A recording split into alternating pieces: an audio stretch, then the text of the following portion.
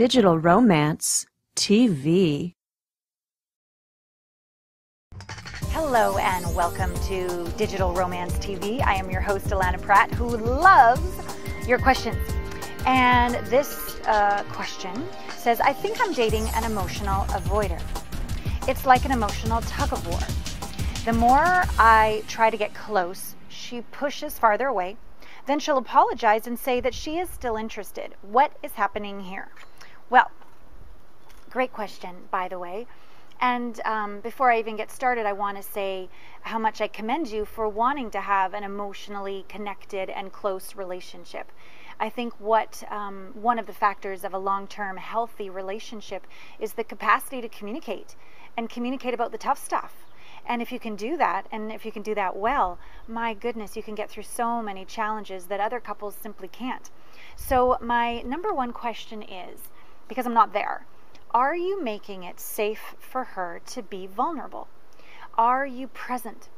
Are you interrupting when she talks, or are you just being kind of zip it? This impeccable space that a man can hold for a woman to share can be tough, because we can get emotional and we can just go on and on and on. So first, just check in. Am I really making it safe for her to share? Okay. And also judgment. Sometimes we don't think we're judging somebody, but when they're like, I'm sad, and we respond with, oh, no, it's going to be fine. It's saying that their being sad is not okay. So it's a form of judgment. And that could be your way of trying to fix things, but it's actually potentially making her shut down, and it's not safe to say she's sad anymore because you're just going to fix her. Okay? All right. Number 2. Are you making her source? And by that, what I mean is power, our connection to our power. If we make it come from true source, God, the universe, coming in us, as us, and through us, then we no longer give our power away to another person, that they are source, and we need their love or we'll die. We need their approval or their agreement or we'll die. So sometimes when we really fall in love and we're so into our partner, we kind of forget that we think it's them that's making us feel so good, but they're a catalyst to awaken something in us to experience. And they're certainly gifting themselves to us, but they're not source. Okay, source is coming through them, source is coming through you, because when you make another person source, you become kind of needy. Like, you need them to love you, you need them to agree with you, you need them to be happy, you need something, and it puts a lot of pressure on the person. And it's a potential, I don't know what's going on in your relationship, because it's just one question here, but maybe you're doing that. And to pull back and to reconnect to the truth of where source comes from, which will give her more space potentially to open up. Maybe I'm totally out to lunch here, but just wanted to put that out there as a possibility. Number 3, maybe she's just not as emotionally mature as you are. Maybe she hasn't had a lot of practice communicating as you have. Maybe she's been really judged in the past and has a lot of wounds about opening up her heart. Maybe it has nothing to do with you, basically, is what I'm saying. And maybe it's just an awareness, not a judgment like she's less than or you're superior, not like that, but just, wow, I've really done my work with my emotions. I'm really able to be honest and vulnerable and intimate and connected, and she can't. Which doesn't mean break up. It just means have some compassion and some patience, but also take an action. Say, hey, I really would love us to be even more connected and intimate with each other than we are. I know this really cool lady. She's kind of crazy, but we love her, Allana. And maybe we could do some coaching sessions, some intimacy coaching sessions with her to take our great relationship to glorious, and ask for help and be in a structure with somebody professional and masterful as I am in this arena to create great safety for honesty and deep connection. And it could catapult your relationship to the whole next level. Number 4 is a great way to create this safety in a relationship with being able to talk about things is what I've been taught. It's called a dyad. And it's a series of 3 questions, and there's a lot of rules, but they're meant so that it's successful.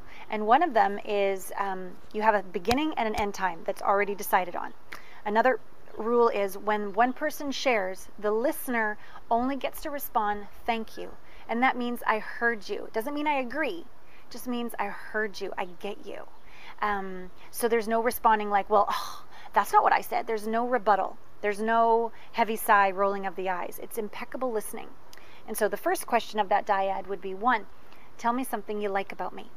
Go back and forth asking each other this question for about 5 minutes and only say thank you.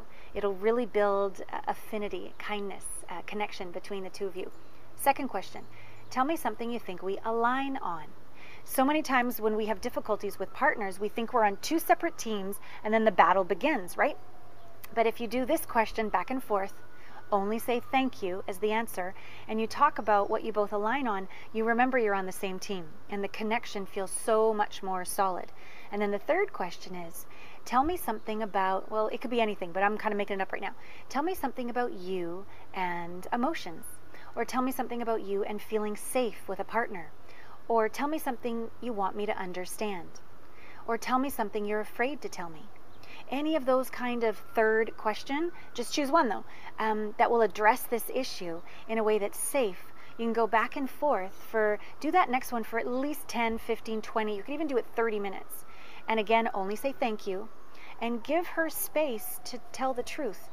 Another rule, I guess you could call it, that helps this is when you share, don't say you, because it's very hard not to get defensive when somebody says, when you, try more, I'm feeling sad when such and such happens. And the other person would say, thank you.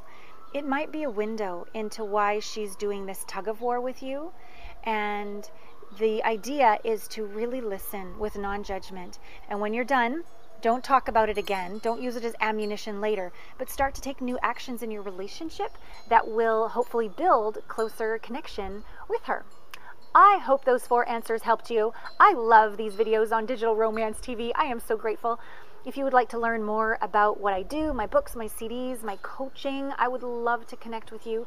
Simply go to allanapratt.com for all of my different products and services. I have a great radio show. I have a delicious newsletter, as people have told me.